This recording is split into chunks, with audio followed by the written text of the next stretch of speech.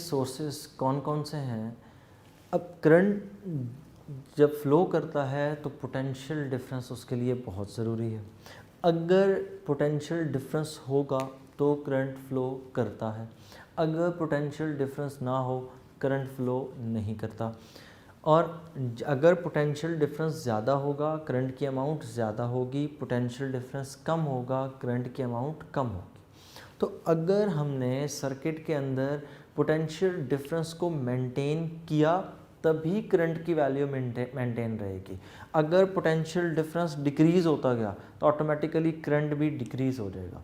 तो एक constant potential difference gain करने के लिए हमें मुसलसल सोर्स ऑफ करंट की ज़रूरत रहती है कि सोर्स ऑफ करंट हो तभी करंट फ्लो करेगा सर्किट के अंदर, एक मुसलसल करंट और एक जितना करंट फ्लो करेगा। तो उसके लिए कुछ सोर्सेज हैं। एक सोर्स आपकी बुक पे लिखा है जी सेल।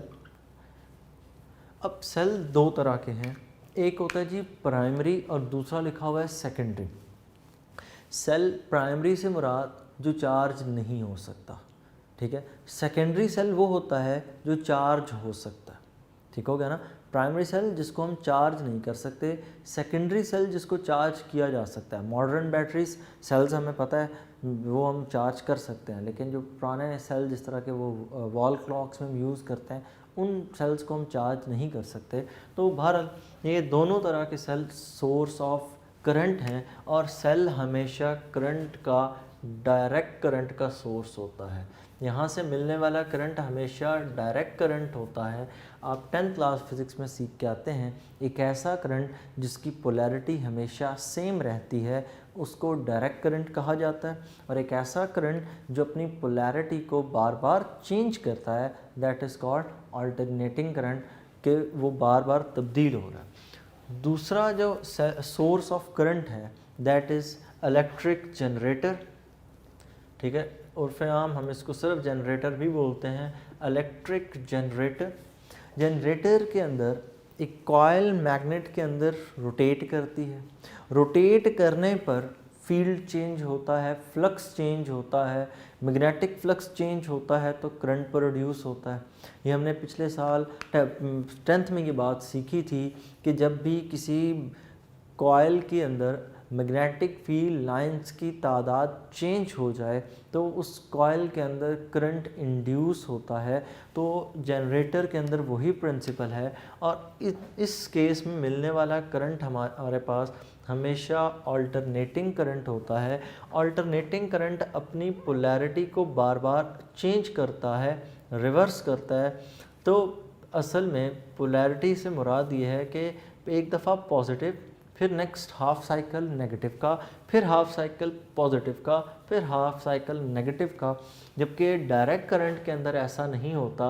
ये सपोज बेस लाइन है तो इसमें वैल्यू सिर्फ और सिर्फ हमेशा प्लस में ही रहती है, इसमें नेगेटिव में वैल्यू नहीं जाती। ये बेस लाइन है ज़ीरो वाली, जिस तरह हमने यहाँ पर ये ज़ीरो लाइन ड्रॉ की। नेक्स्ट चलें, तीसरा इसमें है thermocouples. Thermo means heat, thermocouples ये हीट को इलेक्ट्रिकल एनर्जी में कन्वर्ट करते हैं। Thermocouples they convert heat energy into electrical energy, ठीक है। सेल के अंदर क्या होता है, सेल के अंदर एनर्जी का चेंज कौन सा है, सेल के अंदर इलेक्ट्रोकेमिकल एनर्जी होती है। इलेक्ट्रोकेमिकल एनर्जी मतलब आप यूँ कह लें कि इनके अंदर बेसिकली जो एनर्जी है वो कौन सी है, वो है केमिकल। इस केमिकल एनर्जी को हम चेंज करते हैं इलेक्ट्रिकल एनर्जी में। मतलब एक रिएक्शन होगा सेल के अंदर, जब सेल को हम बैटरी के टर्मिनल्स को सेल को ज्वाइन कर देते हैं किसी भी ऑब्जेक्ट किसी भी अप्लायंस के साथ, तो उसी वक्त एक केमिकल रिएक्शन होता है, उसी वक्त एक रिएक्शन होता है और उस रिएक्शन को हम नाम देते हैं इलेक्ट्रोकेमिकल रिएक्शन।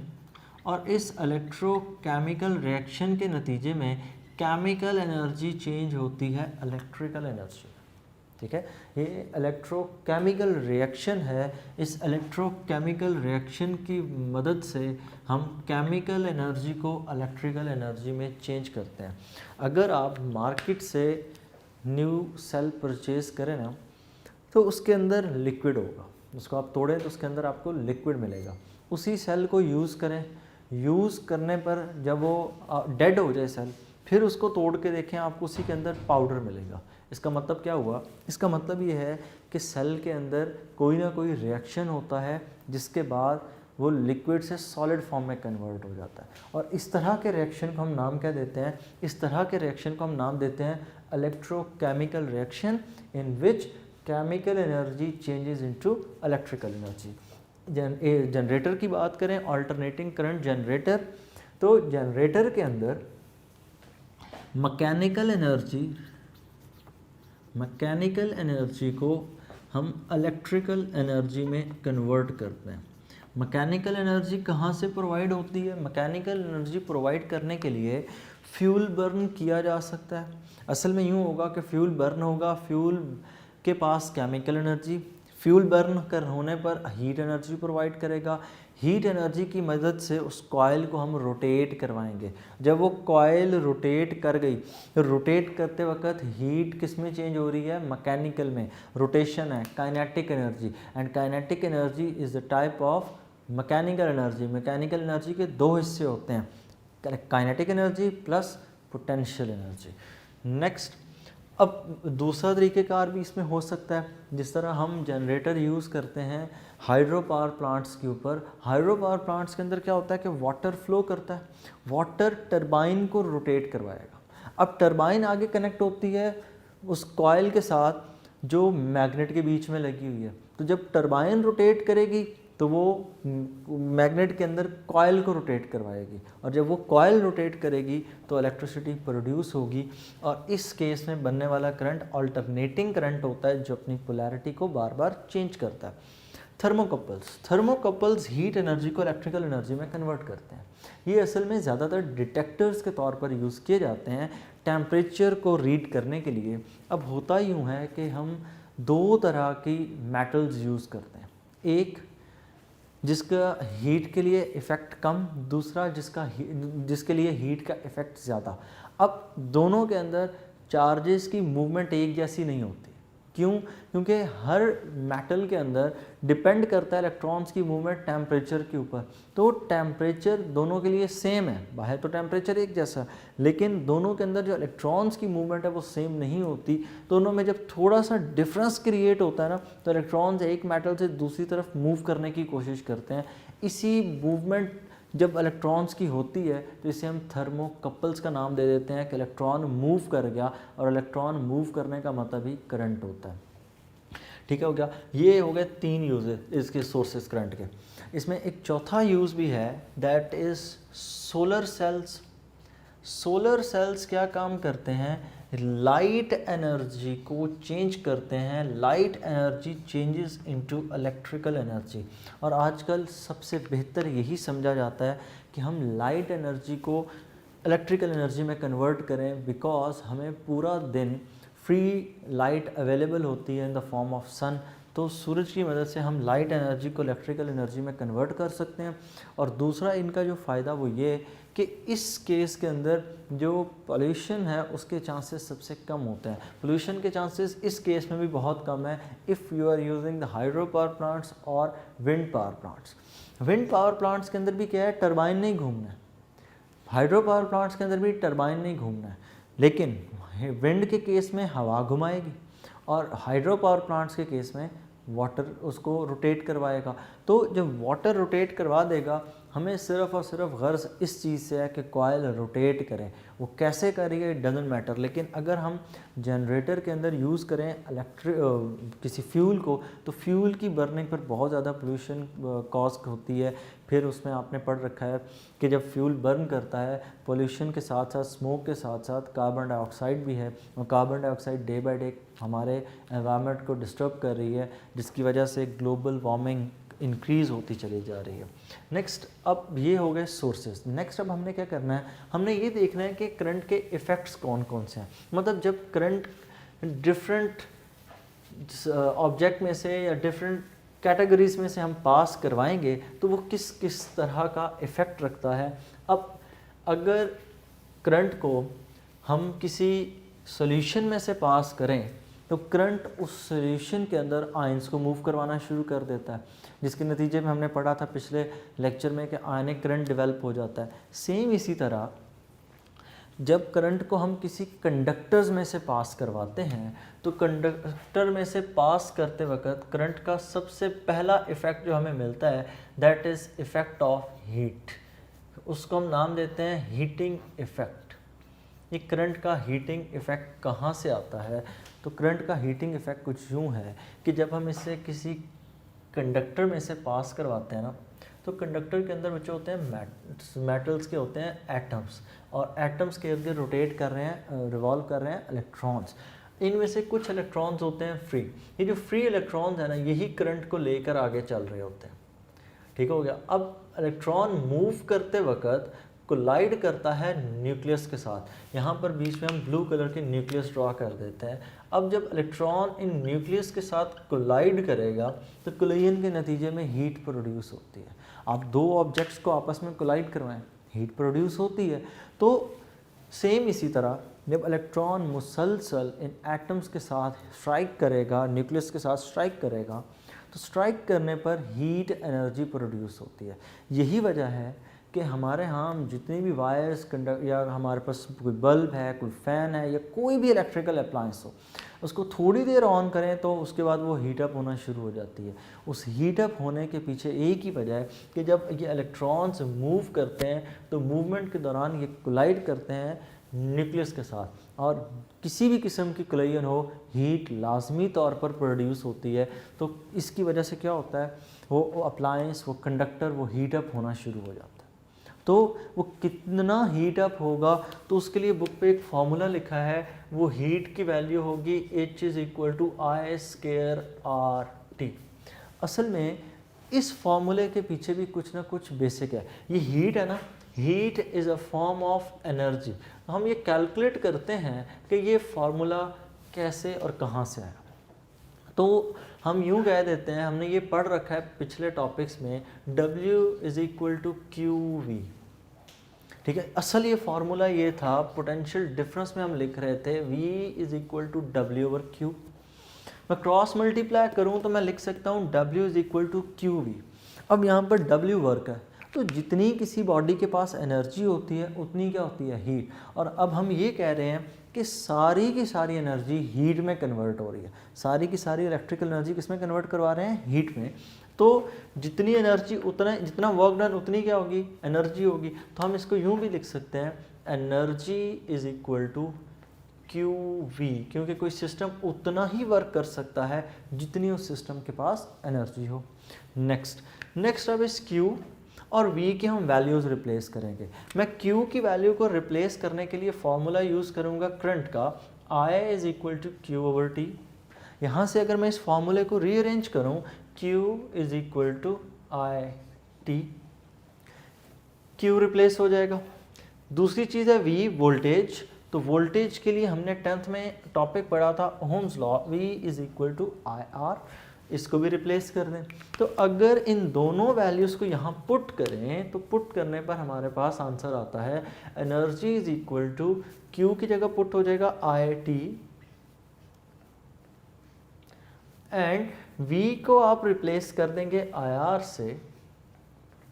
अगर हम इन दोनों को मल्टीप्लाई करें, E will be = I²RT। और चूंकि हीट एनर्जी प्रोड्यूस होती है तो हम इस एनर्जी को रिप्लेस कर देते हैं हीट एनर्जी से। Heat energy will B = I²RT। The total heat energy will be equal to the product of square of current I, resistance R and time T। Resistance R क्या चीज़, वो conductor जिसमें से current pass करवा रहे हैं उसकी resistance. T क्या चीज़ है, टाइम, कि आप कितनी सेकंड्स के लिए उसमें से करंट पास करवा रहे हैं, और I करंट की वैल्यू। मैं फिर रिपीट कर रहा हूँ, the total heat energy will be equal to the product of, product का मतलब इन तीनों चीज़ों को आपने मल्टीप्लाई करना है, किस किस को, I square multiply by R multiply by T, I square are T, इन सब को मल्टीप्लाई करें तो हमारे पास आंसर क्या आ जाता है, that is the energy heat, heat energy. और इसी चीज़ को हम चाहें तो हम चेंज करके भी फार्मूला लिख सकते हैं। फार्मूला चेंज करके लिखने के लिए आप इस आई की वैल्यू पुट कर दें। आई की वैल्यू हम यूँ पुट करेंगे, ये हीट एनर्जी है जी, आई की वैल्यू हम यूँ पुट करेंगे जी, I is equal to V over R, V over R यहाँ पर पुट करें तो heat energy is equal to we square over are square into R into T. इस आई को हमने रिप्लेस किया वी ओवर आर से, चूँकि ऊपर स्क्वायर है तो v square over are square, एक आर स्क्वायर इस आर से कैंसिल, तो heat energy will be equal to we square into t over r. तो ये इसका जी फॉर्मूला हो गया हीट एनर्जी के लिए। एक फॉर्मूला बुक का H is equal to I square are T, दूसरा formula V square T over R. इस फॉर्मूले को सबसे पहले डिराइव किया था साइंटिस्ट थे जाउल, और यही वजह है कि हम फिज़िक्स में वर्क के यूनिट जाउल पढ़ते हैं। ये वर्क के लिए जो फार्मूला था ना W is equal to q v, अगर आप इस W को रिप्लेस एनर्जी से ना करते हैं अपनी रिक्वायरमेंट के हिसाब से, तो क्योंकि जितना वर्क उतनी एनर्जी, तो W is equal to I square are t. यही फार्मूला आप 10th क्लास फिज़िक्स में पढ़ के आते हैं, W is equal to I square are t. तो ये जो फार्मूला है ये असल में क्या चीज़ है, इस फार्मूले को हम कहते हैं, it is also called joules law. ठीक है, जाउल्स लॉ क्या चीज़ है कि जाउल्स लॉ किसी भी कंडक्टर में से जब हम करंट पास करते हैं तो करंट पास करने पर हीट प्रोड्यूस होती है। The amount of heat energy is equal to the product of square of current I, resistance r and time t. तो ये है जी करंट का पहला effect, heating effect. Basic concept क्या है कि कोई पूछे कि कंडक्टर करंट पास करने पर क्यों गर्म हो जाता है, तो क्यों उसकी हीटअप हो जाता है, तो उसके पीछे रीज़न क्या है। When current flows, when charges move through the conductor, they collide with the nucleus of the atoms. When there is a collision, heat is produced. ये जब कभी भी collision हो, heat produce होगी. As a result of this collision, heat is produced. This is the effect, heating effect of current. This heat energy will be equal to the product of square of current I, resistance R and time T. Next up current का दूसरा effect, magnetic effect। Current का magnetic effect हम पढ़ के आते हैं 10th class physics के अंदर, चैप्टर है जी इलेक्ट्रोमैग्नेटिज्म का। अब उस इलेक्ट्रोमैग्नेटिज्म के टॉपिक में हमने ये बात सीखी थी कि जब भी किसी वायर में से करंट पास करता है तो उसके इर्द गिर्द मैग्नेटिक फील्ड प्रोड्यूस हो जाता है। जब भी किसी वायर में से करंट पास करता है तो उसके इर्द गिर्द मैग्नेटिक फील्ड प्रोड्यूस हो जाता है। It is called magnetic effect of the current, magnetic effect. दूसरा, हमें कैसे पता चलता है इस मैग्नेटिक इफेक्ट का, तो मैं यूँ कुछ कहना चाह रहा हूँ कि सपोज़ हमारे पास ये कंडक्टर है, इस कंडक्टर में करंट फ्लो कर रहा है अपवर्ड। जब इस कंडक्टर में करंट फ्लो करेगा, फ्लो करते ही इस कंडक्टर के इर्द गिर्द मैग्नेटिक फील्ड प्रोड्यूस होना शुरू हो जाएगा, और ये मैग्नेटिक फील्ड की जो डायरेक्शन होगी, this direction will be in the form of concentric circles, कि ये एक के बाद दूसरा, दूसरे के बाद तीसरा, फोर्थ एंड सो ऑन, यूँ सर्कल्स की फॉर्म में होगा, और इस शेप को हम नाम देते हैं कॉन्सेंट्रिक सर्कल्स। और इन कॉन्सेंट्रिक सर्कल्स की एक फिक्स डायरेक्शन भी होगी और हर पॉइंट पर डिफरेंट वैल्यू भी होगी। अब मैग्नेटिक फील्ड कितना स्ट्रॉन्ग होगा या कितना वीक होगा, ये किस चीज़ पर डिपेंड करता है, ये दो चीज़ों पर डिपेंड करता है। It depends upon strength of magnetic field, strength of magnetic field, ये दो चीज़ों पर डिपेंड करती है।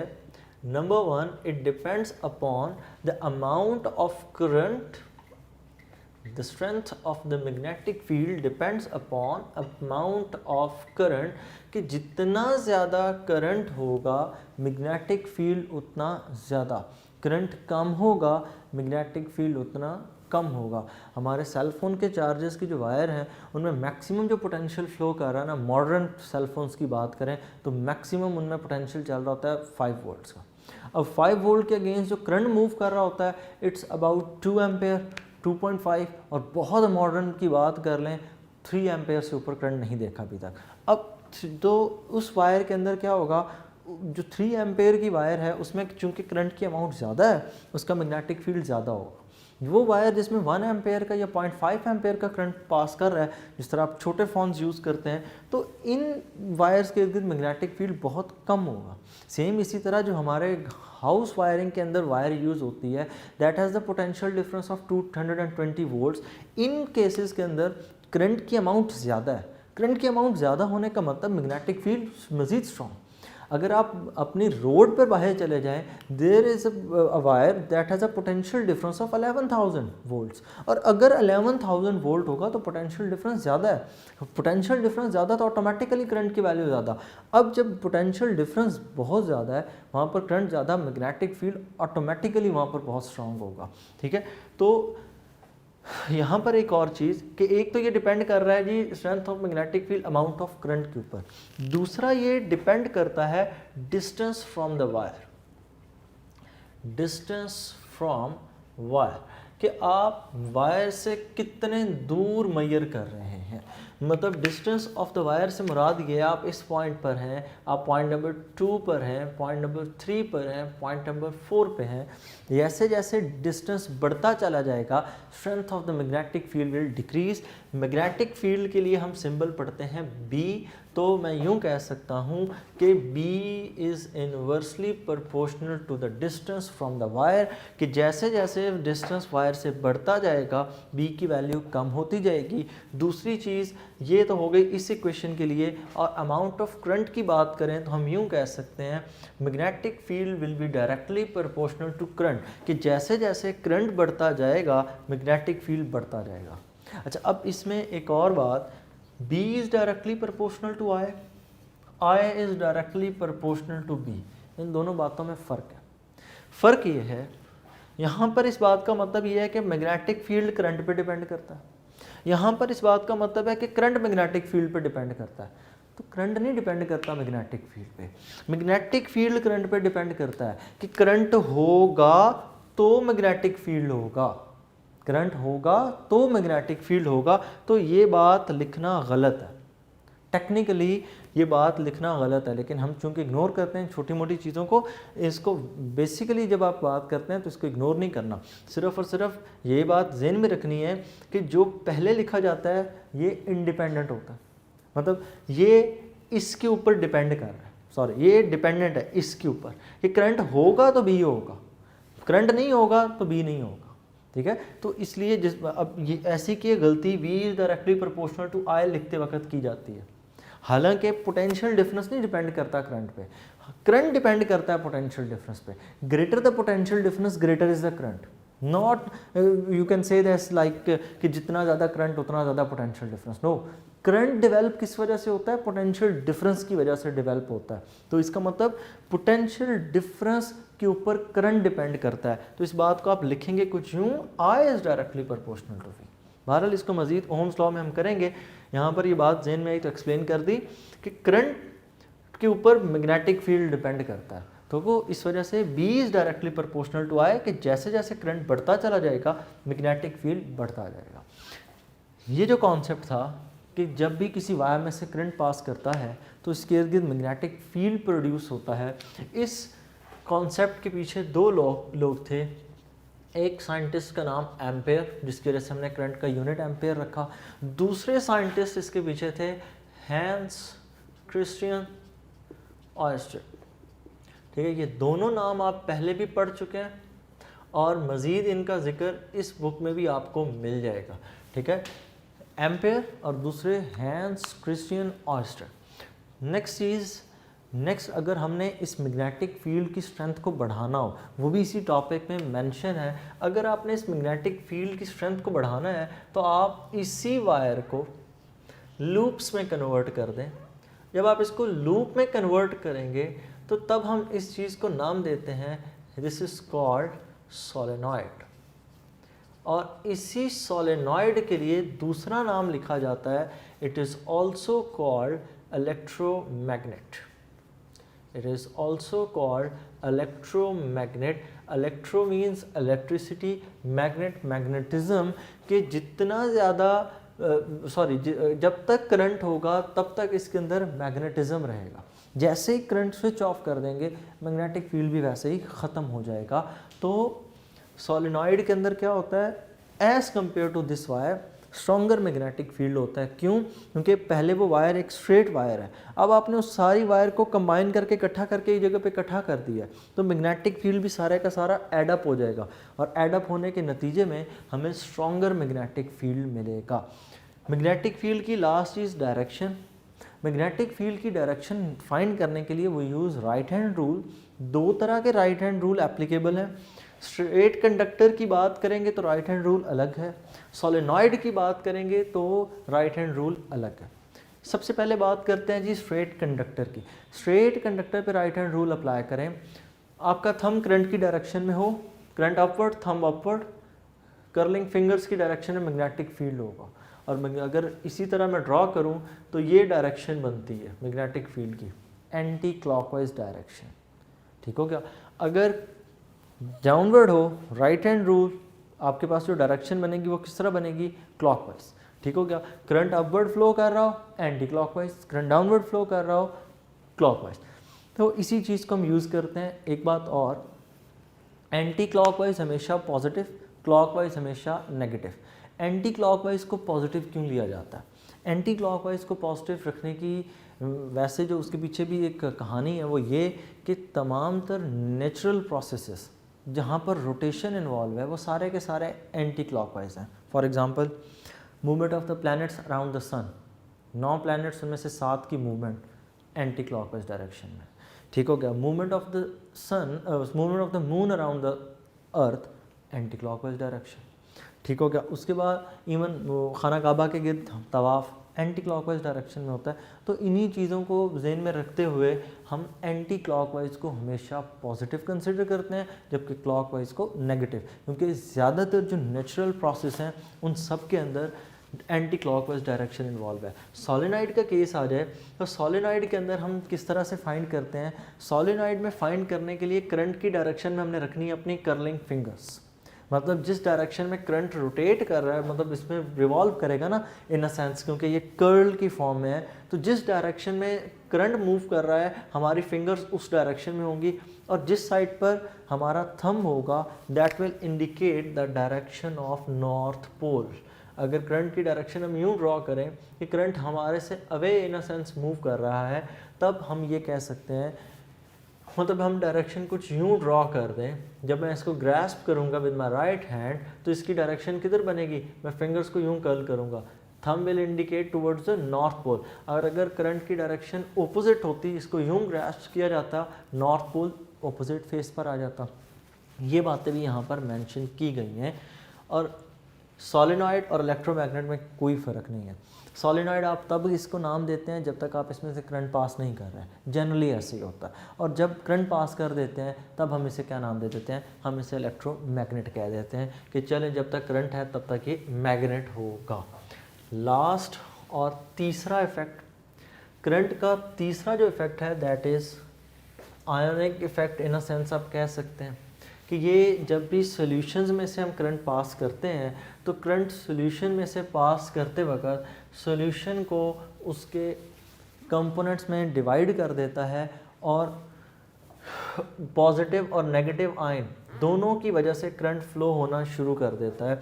अब सपोज़ हमारे पास एक टैंक है, इस ट्रफ के अंदर हमने फिल करना है किसी भी किस्म का कोई लिक्विड और इसके अंदर हमने लगा दिए 2 इलेक्ट्रोड्स, एक इलेक्ट्रोड पॉजिटिव, दूसरा इलेक्ट्रोड नेगेटिव। अब इन दोनों को कनेक्ट कर दें बैटरी के टर्मिनल्स के साथ, एक तरफ बैटरी का पॉजिटिव टर्मिनल, एक तरफ बैटरी का नेगेटिव टर्मिनल। अब एक करंट सेटअप हो जाएगा जिसकी मदद से इस प्लेट के ऊपर नेगेटिव चार्ज आ जाएगा पूरी प्लेट पे। This plate will having negative charge, so it is known as cathode. The other plate will have positive charge, so it is known as anode. Next चीज़, इसके अंदर आपने किसी भी किस्म का सॉल्यूशन फिल करें, एक इलेक्ट्रोलाइट फिल करें। What is electrolyte? A solution that can conduct electricity और which have an ability to form ions, and those ions will move towards the anode and cathode respectively according to their charge. If there is a positive charge, it will move towards the cathode, while the negative charged ions will move towards the anode. तो अब होगा यूँ कि cathode और anode की तरफ ions move करेंगे। Suppose अगर हमने इस सॉल्यूशन में यूज़ कर रखा है कॉपर सल्फेट, अगर हमने यहाँ पर यूज़ कर रखा है कॉपर सल्फेट, तो क्या होगा यूँ कि कॉपर सल्फेट डिसोसिएट होगा। डिसोसिएट होने पर Cu+2 बनाएगा, साथ SO4-2 बनाएगा। अब SO4-2 माइनस चार्ज है वो एनोड की तरफ मूव करेगा। अब एनोड की तरफ जब SO4-2 मूव करेगा तो एनोड पे पहुंचते साथ एक रिएक्शन होगा। सबसे पहले तो रिएक्शन क्या है जी? CuSO4 कॉपर सल्फेट दो हिस्सों में डिवाइड हुआ, Cu+2 प्लस SO4-2। नेक्स्ट क्या होगा? नेक्स्ट सल्फेट आयन जैसे ही एनोड पर पहुंचेगा तो ये वहाँ पर ऑक्सीडेशन शो करेगा, लॉस ऑफ इलेक्ट्रॉन लेकर आएगा। तो SO4-2 ये जब इलेक्ट्रॉन्स को लूज करेगा, SO4+2 इलेक्ट्रॉन्स, ये रिएक्शन कैरी होगा एट एनोड। और यहाँ पर एनोड के ऊपर क्या हो रहा है? ये दो इलेक्ट्रॉन्स लूज किए जा रहे हैं। Whenever there is a loss of electron it is called oxidation. तो यहाँ पर फिनोमेनन कौन सा होगा जी? ऑक्सीडेशन का। नेक्स्ट, दूसरे एंड पर यही इलेक्ट्रॉन्स इस कॉपर+2 को मिलेंगे। Cu+2 इन्हीं दो इलेक्ट्रॉन्स को गेन करेगा and it will be converted into Cu। इन दोनों को गेन करने के बाद, और ये रिएक्शन कहाँ पर होगा? This reaction will happen at cathode, और कैथोड पे इलेक्ट्रॉन गेन हो रहे हैं। तो यहाँ पर जब गेन ऑफ इलेक्ट्रॉन होगा इट इज़ कॉल्ड रिडक्शन।